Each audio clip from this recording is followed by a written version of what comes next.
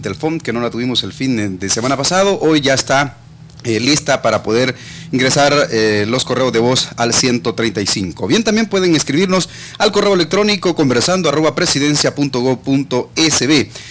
A través de la señal de Radio Nacional 96.9 FM, transmiten también en directo las 22 radios de Arpas, que Buena 88.9, YSKL 104.1, Radio Sonora 104.5, Radio Ranchera 106.5, Radio Coco en Sonsonate, Radio Soda Estéreo en Santa Ana, Radio La Caliente en San Miguel, Izcanal en Usulután, Segundo Montes en Morazán, y en diferido a partir de las 12 del mediodía pueden también escucharnos a través de Radio Fiesta 104.9 y también de 1 en adelante, de 1 de la tarde en adelante a través de Radio 102.9.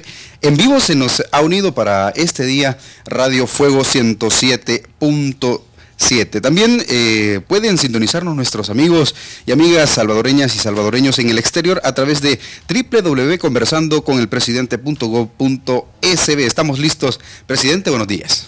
Buenos días, Daniel. Buenos días a todos y a todas los que nos acompañan esta mañana, y quiero agradecer nuevamente su fiel sintonía y por supuesto estoy en la entera disposición a responder a todas las interrogantes que tengan que formular sobre el ejercicio de mi trabajo como presidente de la República y también sobre el desempeño del gobierno.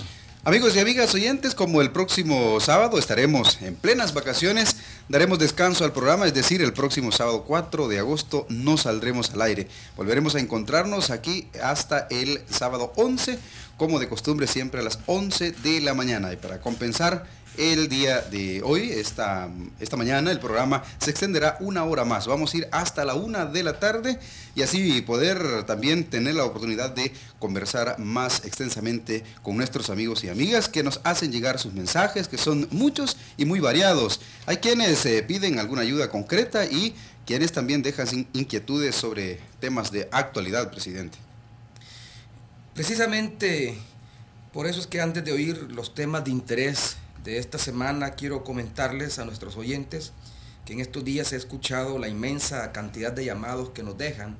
De hecho, yo les prometí que las llamadas que estábamos recibiendo y que se traducían en solicitudes concretas, pedidos concretos que hacen las comunidades o las personas en particular, iban a ser estudiadas, clasificadas y destinadas a cada una de los ministros del gabinete o secretarios ejecutivos de la Presidencia de la República para darle una pronta solución. Todos aquellos que nos están pidiendo ayuda para algún tema de salud o cómo acceder a un crédito para vivienda o que nos comentan sus dificultades para encontrar empleo, así como también aquellos que dejan denuncias contra directores de escuelas, por ejemplo, hay algunos mensajes en ese sentido. Pues bien, todas esas inquietudes se han canalizado a las áreas respectivas.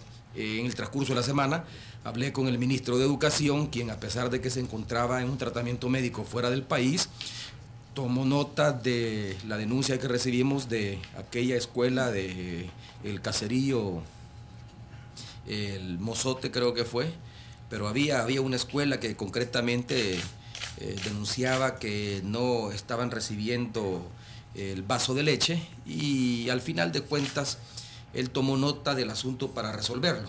En todo caso, lo que quiero decirles es que todas sus inquietudes se están canalizando a las áreas respectivas y quiero transmitirles que he dado instrucciones precisas. El Sonpopo era. El Sonpopo, tenés razón. Caserío El Sonpopo. Y he dado instrucciones, les decía, a ministros y titulares de autónomas de cada viernes, para que cada viernes deban dar un informe del seguimiento de estos temas. De esa manera, los sábados yo puedo estar informando de cómo se responde en cada caso. Imagínese, presidente, del sábado pasado a la fecha se han recibido 468 llamadas, que también el equipo, como usted ya lo manifestaba, está canalizando también y clasificando corresponde a manera que se le lleguen a las instancias que corresponden. Bien, y con esta aclaración, presidente, vamos al tema que más atención periodística ha despertado en la semana, y es la mesa de los partidos políticos que usted convocó para encontrar una salida al conflicto entre la Asamblea Legislativa y por supuesto la Corte Suprema de Justicia. Esta mesa ha sesionado largas jornadas, inclusive ayer terminó pasadas las 10 de la noche. ¿En qué punto estamos, presidente? ¿Y se acercan los partidos a un acuerdo? Bueno, hemos tenido ya 3 jornadas de trabajo y el promedio de horas que estamos destinando a cada jornada es entre 7 u 8 horas. Incluso el primer día fue la jornada más larga porque instalamos la sesión al filo de las 11 de la mañana y terminamos pasada las 8 de la noche. Hoy convocamos para una reunión esta tarde porque el acuerdo primero que se tomó, que definió el marco de procedimientos de esta comisión que se ha instalado en Casa Presidencial, establecía que la negociación era en primer lugar de carácter reservado, por lo cual, dicho sea de paso, lamento que ya comienzan a filtrarse algunos elementos que se están discutiendo, pero sobre los cuales no hay acuerdos, muy a pesar de que medios de comunicación, hoy revisaba por ejemplo algunos periódicos, puesto que el día de ayer no hubo acceso a la prensa, terminamos ya casi a las 11 de la noche, no habían noticieros de televisión, solo se quedaron algunos medios impresos. No hubo declaraciones de este servidor, como se definió, porque se dijo que ningún dirigente de partido político, ningún miembro de partido político que esté representado en la mesa de negociaciones iba a dar declaraciones por su parte, porque esa declaración está sujeta a la interpretación que cada partido hace sobre el contenido de la negociación y el avance de la misma. Se dijo que iba a ser el presidente el único autorizado, el único calificado para dar informes no sobre el contenido de la negociación, sino que sobre el espíritu que está predominando en la misma y si se están logrando o no se están logrando acuerdos. Pues el día de ayer no hubo declaraciones porque ya cerramos muy noche y porque además no había ningún acuerdo que anunciar. Por eso es que decidimos continuar las negociaciones hoy a las 2 de la tarde, instalamos nuevamente la mesa de trabajo en Casa Presidencial con todos los partidos políticos que están representados en la Asamblea Legislativa y que forman parte de esta mesa. Pero aparece en los periódicos, por ejemplo, que hay propuestas unilaterales que han hecho partidos políticos.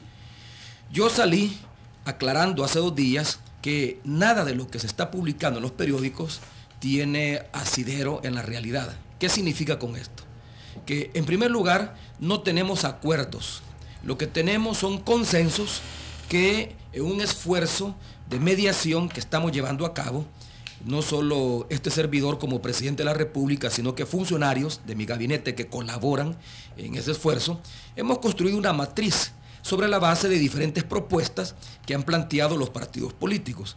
Tenemos propuestas de Arena, tenemos propuestas de Cambio Democrático y tenemos propuestas del bloque de partidos, donde está FMLN, Gana, el Partido de la Esperanza y Concertación Nacional, que son los que tomaron la decisión de elegir magistrados en el 2012 y son los que han acudido ante la Corte Centroamericana de Justicia para invalidar la sentencia que emitió, las 2 sentencias que emitió la Sala de lo Constitucional de la Corte Suprema de Justicia.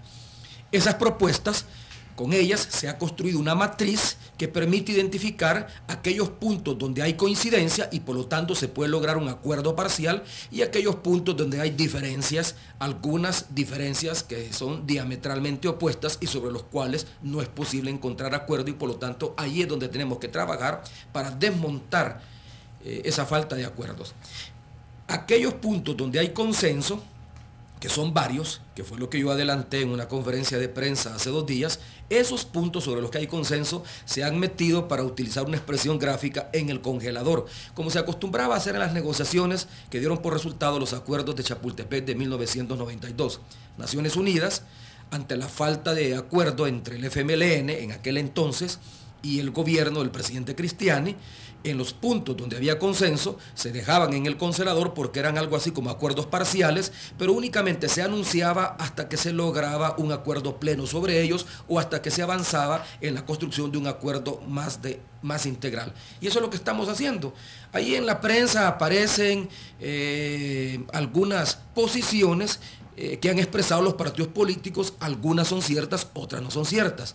En la prensa, por ejemplo, aparece que el partido Arena ha dicho que no está de acuerdo con la comisión que se ha creado en la Asamblea Legislativa para investigar los expedientes de los magistrados que fueron electos en el 2009, o que no está de acuerdo y pide que se desestime el recurso que se presentó ante la Corte Centroamericana de Justicia.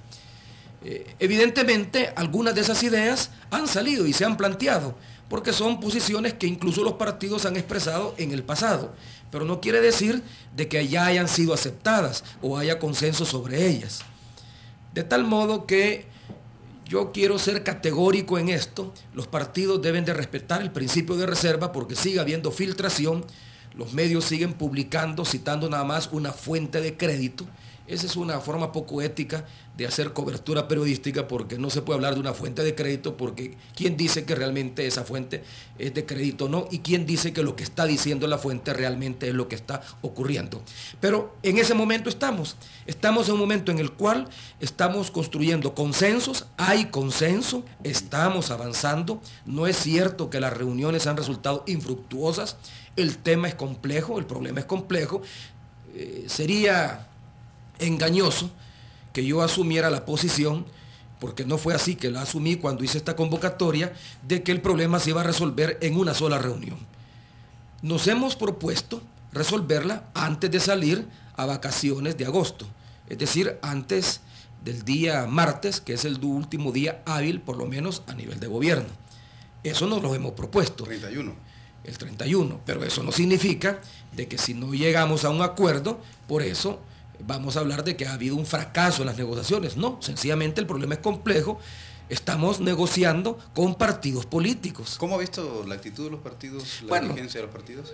Yo celebro que los partidos han hecho dos avances significativos. Uno en términos de sinceramiento. ¿Qué quiero decir con esto? Los partidos han sido muy sinceros en decir cuál es la posición de ellos y qué es lo que están defendiendo. Por lo menos las cartas, como se dice también popularmente, las cartas se han puesto sobre la mesa y están al descubierto. Los partidos no han llegado con cartas escondidas, que a medida que avanza el proceso las van sacando. El día de ayer justamente los partidos plantearon sus propuestas y es lo que nos permitió construir la matriz a la que he hecho referencia. Y eso es muy positivo, porque al menos los partidos han dicho, bueno, esto es lo que queremos. Así es como interpretamos nuestro rol dentro de la Asamblea Legislativa. Esta es la Corte que queremos. Uno de los problemas fundamentales es que ahí hay dos bloques que están interpretando los fallos de la Sala de lo Constitucional desde ópticas diferentes. Un bloque, yo diría mayoritario. ¿Mayoritario por qué? Porque son 50 diputados. La Asamblea tiene 84, se hace mayoría con 43. 50 diputados que son los que eligieron en el 2012 y que son los que han recurrido a la Corte Centroamericana de Justicia.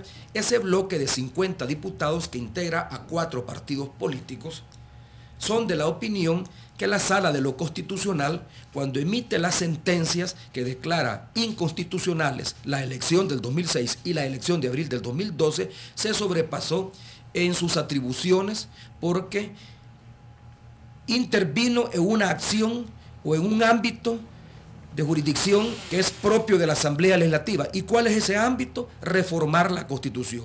El artículo 248 de la Constitución dice que la Asamblea es la única que puede reformar la Constitución. No la Sala a través de sentencias, ni el Ejecutivo a través de acciones de hecho. Es la Asamblea. ¿Y cómo lo hace? Una mayoría simple reforma los artículos que no son pétreos, que pueden ser reformados, y una mayoría calificada en la siguiente legislatura lo ratifica.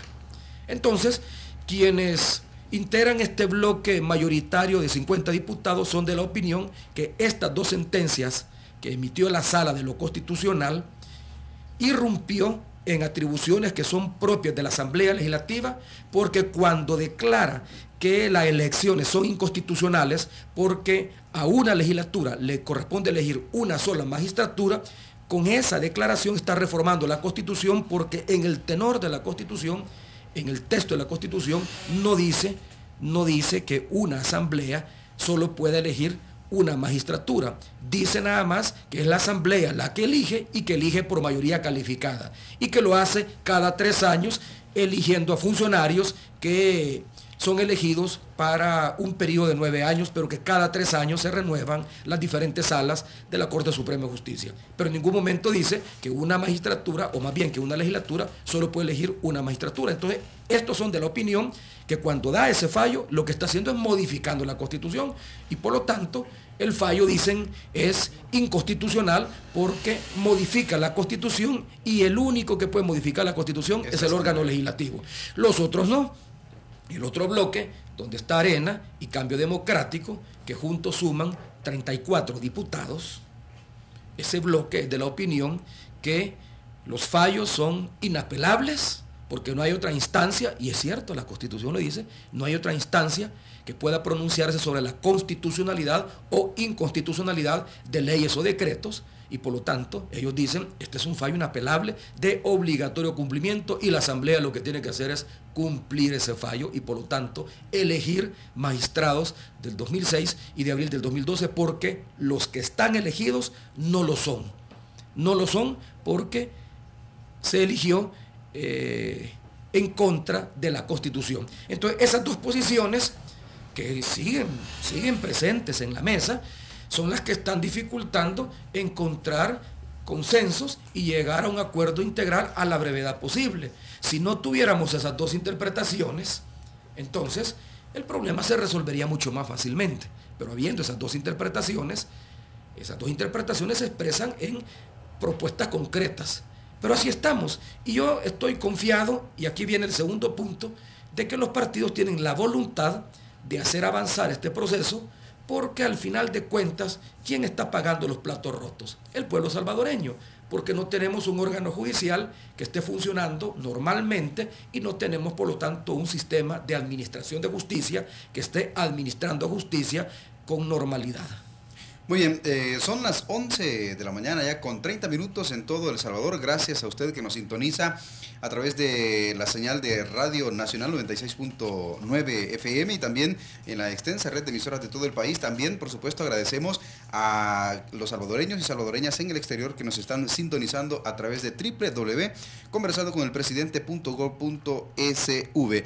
Agradecemos a la gente que nos sintoniza en Estados Unidos, en Nueva York, en Canadá, también Australia, en Italia también, y nuestros atletas, presidente, en Londres, en los Juegos Olímpicos, que también están participando, una buena delegación de salvadoreños y salvadoreñas atletas en Londres. También es momento de irnos con las preguntas de los amigos y las amigas oyentes a través del 135. Vamos a escuchar la primera pregunta. Tengo una pregunta nada más. ¿Quién tiene la culpa del por qué no se resuelve lo de la Sala de lo Constitucional? ¿Cuándo se resolverá esto? Ya mucho tiempo. Gracias. Muchas gracias por su pregunta. Voy a ser sincero. Yo soy de la opinión que no se trata de establecer responsabilidades y decir quién tiene la culpa, porque hasta eso también está sujeto a interpretación.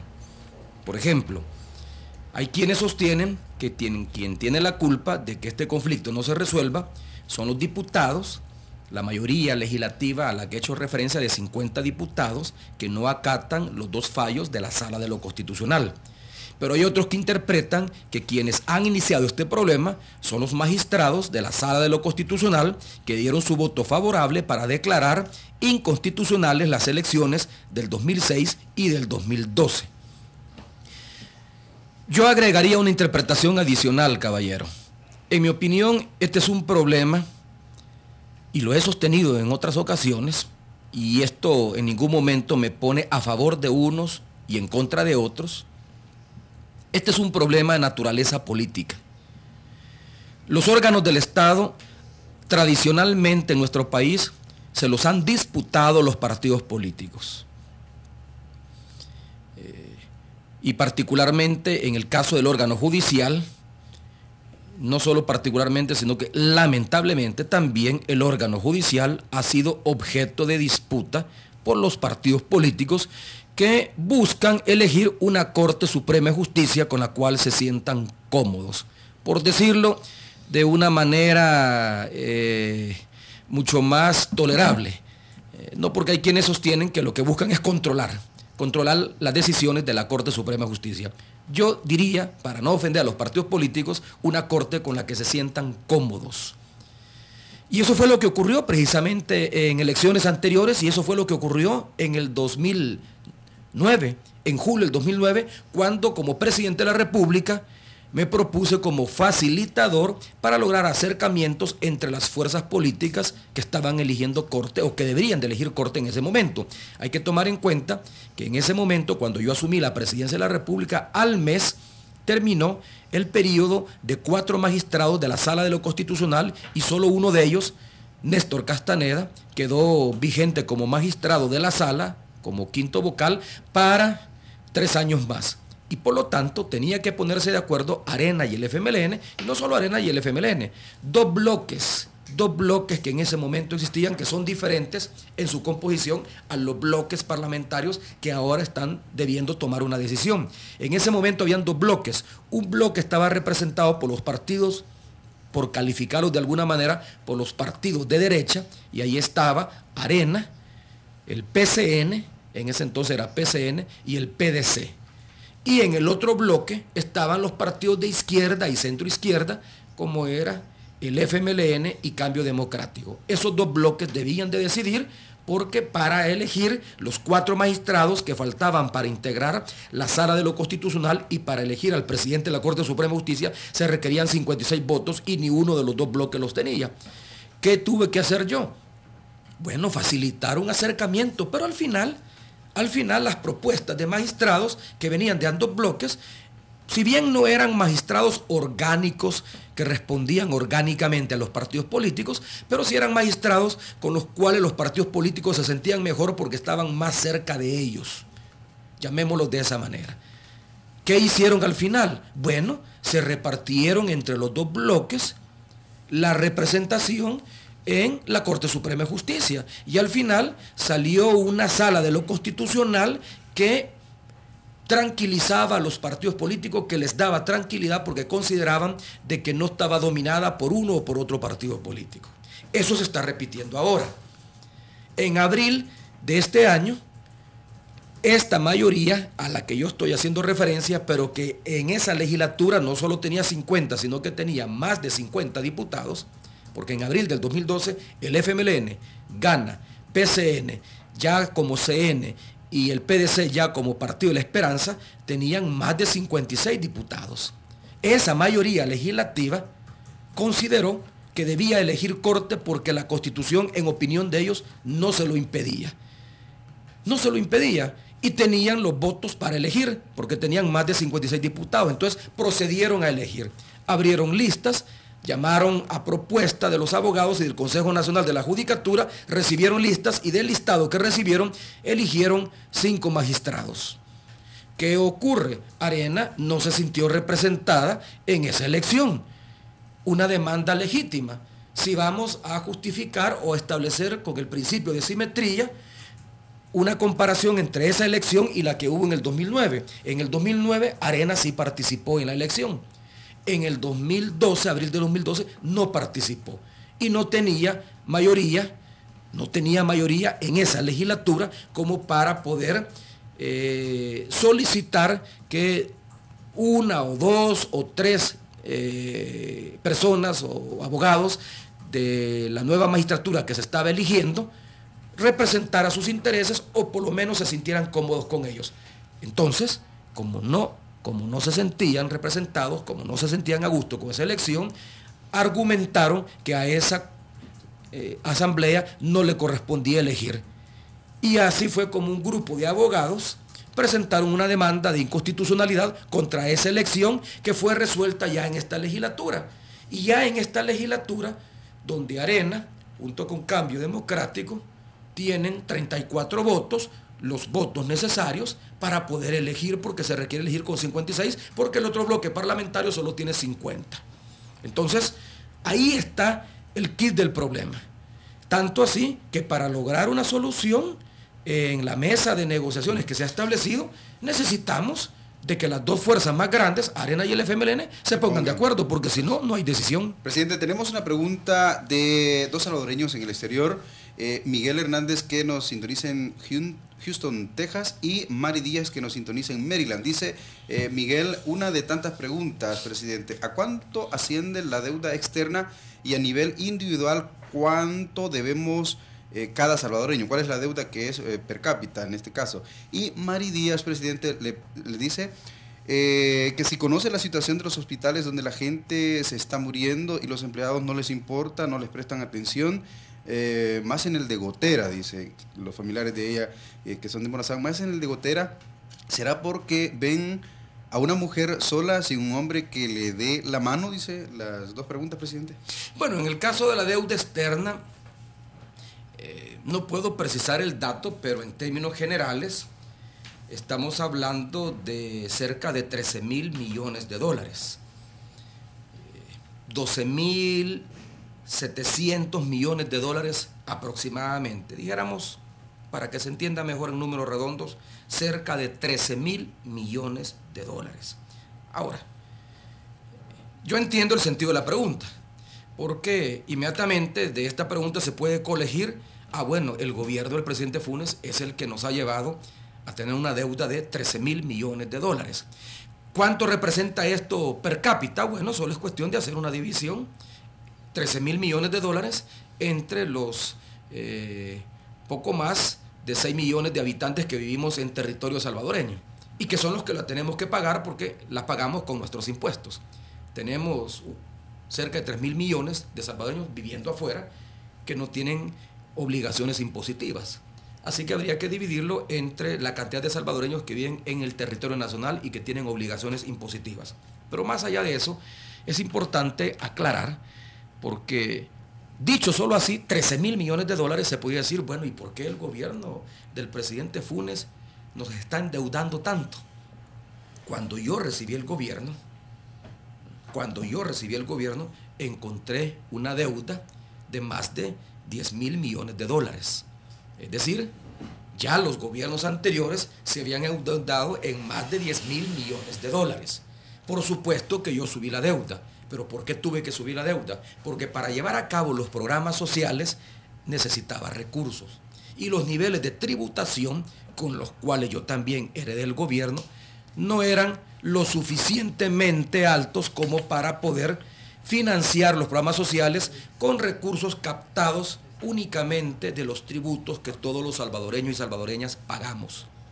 Por otro lado, recibí también un gobierno con un déficit fiscal que sobrepasaba el 5% del PIB, mucho mayor de lo que se venía sosteniendo hacia ese momento. Llegábamos casi al 6% del Producto Interno Bruto. Y además recibimos un gobierno con problemas de caja. ¿Qué significa esto? Que lo recibimos endeudado. Es como que compremos una empresa y resulta que esta empresa tiene deudas con proveedores. No se compra solvente, sino que se compra con deudas. Y el hecho de que haya nuevos dueños no significa que no hay que honrar esos compromisos, esas deudas. Pues igual, el hecho de que haya un nuevo presidente no significa de que no hay que honrar esos compromisos. Y esas deudas con los proveedores nos implicaron que al nomás llegar al gobierno tuvimos que comenzar a pagar deudas. Deudas que iban desde pagar alquiler de locales destinados a delegaciones de la Policía Nacional Civil que llevaban más de un año de atraso, pagar, por ejemplo, la deuda que teníamos con los lisiados de guerra, que después de la firma de los acuerdos de paz, durante los 18 años que habían transcurrido desde la firma de los acuerdos de paz, se acumuló una deuda de 17, 18 millones de dólares que los gobiernos anteriores por alguna razón no honraron, y esos compromisos los tuvimos que honrar. De tal manera entonces que si se le suma un déficit fiscal que sobrepasaba el 6%, 6,3%, equivalente a unos 1.300 millones de dólares. Ahora nuestro déficit ronda los 900 millones de dólares, significa que lo hemos reducido. Si además de eso recibimos un gobierno endeudado con problemas de caja y con compromisos que había que cumplir a la brevedad posible. Por ejemplo, si no pagábamos los locales, el alquiler de los locales de las delegaciones, los dueños sencillamente nos sacaban a la policía de esas delegaciones. Tuvimos que hacerlo. Lo mismo, los lisiados de guerra, si no se les pagaba los 17 millones de dólares, con toda razón tenían derecho a ir a manifestaciones o acciones de protesta porque habían esperado años y años y no se les honraba esa deuda y nosotros la tuvimos que honrar. De tal manera que de los 13.000 millones de dólares, son 12.765 millones, pero para redondear, de los 13.000 millones de dólares, nosotros somos responsables un poco menos de un tercio de esa deuda. Porque cuando recibimos el país, lo recibimos ya endeudado con compromisos internacionales que sobrepasaban los 10.000 millones de dólares. Ahora, hay otra pregunta relacionada con al hospital de Gotera, que dice que hay mala atención y que el personal no atiende bien sobre todo a las mujeres que no llegan con un hombre, dice, que le dé la mano. Bueno, Mari Díaz desde los Estados Unidos. Qué bueno que pongan el dedo en la llaga, porque esos son justamente los problemas de atención sanitaria que nos interesa conocer y que solo la población con sus llamadas puede hacerla del conocimiento de este servidor. Vamos a hacer lo mismo que hicimos en el sábado anterior, en la ocasión anterior, donde llamamos al director del hospital de Aguachapán para preguntarle si era cierto o no, como denunciaba una radio escucha, de que habían despidos injustificados del personal médico. Vamos a preguntarle qué problemas de atención está teniendo el director del hospital de Gotera. En el transcurso del programa lo podemos aclarar, pero téngalo por seguro al amigo o amiga que llamó. Mari Díaz en Estados Unidos. Bueno, téngalo por seguro, Mari, que vamos a ver. Me imagino que ella debe tener parientes que viven en Gotera, porque Gotera es una zona donde hay mucho flujo migratorio y hay mucha gente que vivía en Gotera y que ahora está en Estados Unidos, pero que ha dejado parientes. Vamos a averiguar, pero qué bueno que nos hace ese señalamiento para corregir los problemas de atención que pueda estar teniendo este centro hospitalario. Enviamos un saludo desde aquí a los colegas Silvia Hernández y Fernando Figueroa, que cuando se desplazaban en moto por la 75 Avenida Norte y Juan Pablo II fueron embestidos por un vehículo. Esto ocurrió hace pocos minutos. Ambos fueron internados en un hospital del Seguro Social de esta capital y se encuentran estables, según nos informan. Les enviamos nuestro saludo y deseos de pronta recuperación. Tenemos más llamadas, otra llamada. Adelante.